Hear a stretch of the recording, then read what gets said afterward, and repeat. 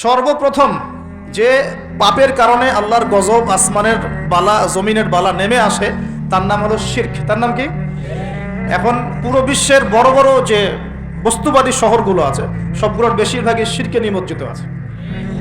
আর এই শিরক শুধুমাত্র আল্লাহ ছাড়া মূর্তি পূজা করাই শিরক নয়, শুধুমাত্র আল্লাহ ছাড়া চন্দ্র, সূর্য, গ্রহ, নক্ষত্রের পূজা করাই শিরক নয়, শুধুমাত্র এই আল্লাহর সন্তান আছে এই ঘোষণা দেওয়ার নামই শিরক নয়।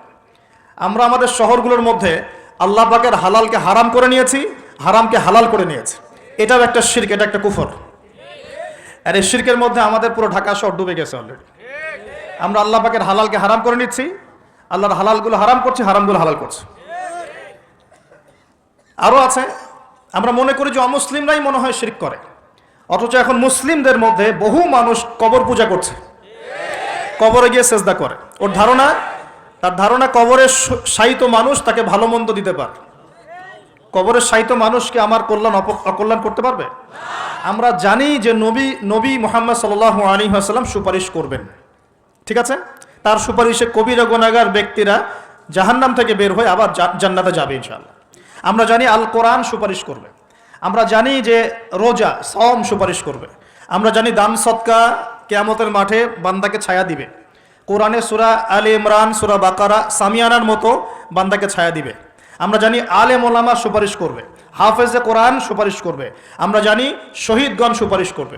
সুপারিশ এক জিনিস, কিন্তু মৃত মানুষ কি আমাকে কল্যাণ অকল্যাণ দিতে পারে?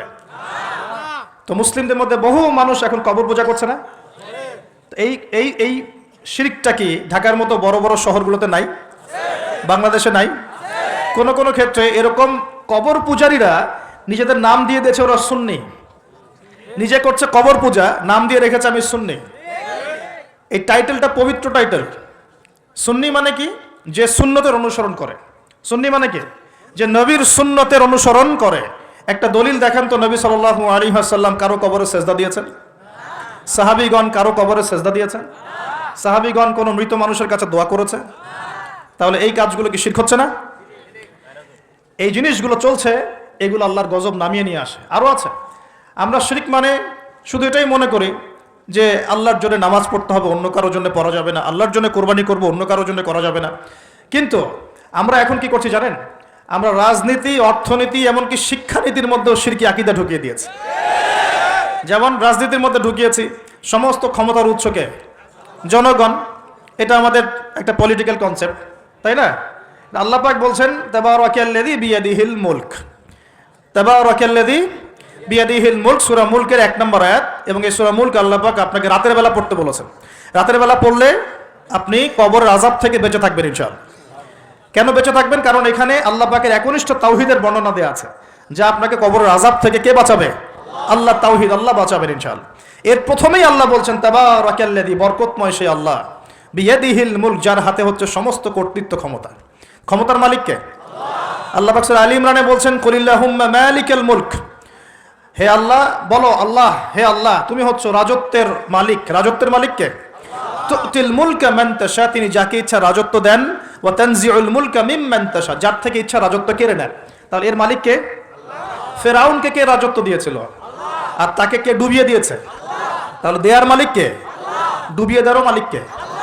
আবার দাউদ আলাইহিস সালামকে কে দায়িত্ব দিয়েছিল? সুলাইমান আলাইহিস সালামকে কে এই বিশ্বের শাসক বানিয়েছে? ইউসুফ আলাইহিস সালামকে জেলখানা থেকে বের করে মিশরের শাসক কে বানিয়েছে? মুহাম্মদ সাল্লাল্লাহু আলাইহি ওয়াসাল্লামকে মক্কা থেকে শূন্য হাতে মদিনায় নিয়ে গিয়ে মদিনার শাসক কে বানিয়েছে? তো এটা দেয়ার মালিক কে? আল্লাহর মনোনীত বান্দাগণ যখন দায়িত্ব পেয়েছেন, তারা কি আল্লাহর বিধান বাদ দিয়ে অন্যের বিধান দিয়ে দাসত্ব করেছে? তাহলে আমরা তো খলিফা শব্দই বুঝি না। আমরা এই পৃথিবীতে কার খলিফা? আমরা এই দুনিয়ায় কার খলিফা? খলিফার দায়িত্ব কি? আল্লাহ পাক সূরা সদের মধ্যে বলছেন, ইয়া দাউদ, হে দাউদ, ইন্না জাআলনাকা খলিফাতান ফিল আরদ, হে দাউদ আমি তোমাকে পৃথিবীতে আমার খলিফা করেছি। কি করেছি? কে করেছেন? তোমার দায়িত্ব হচ্ছে ফাহকুম বাইনান নাসি বিল হক, মানুষের মাঝে হকের মানদণ্ডে বিচার ফয়সালা করো। মানুষের মাঝে হকের মানদণ্ডে বিচার ফয়সালা করো। এখন হক, সত্য, সত্য মিথ্যা, ন্যায় অন্যায়ের চূড়ান্ত মানদণ্ড কি? আমার নিজের মন গড়া যুক্তি, বিজ্ঞান, দর্শন, নাকি আল্লাহ পাকের ওহী? কোনটা?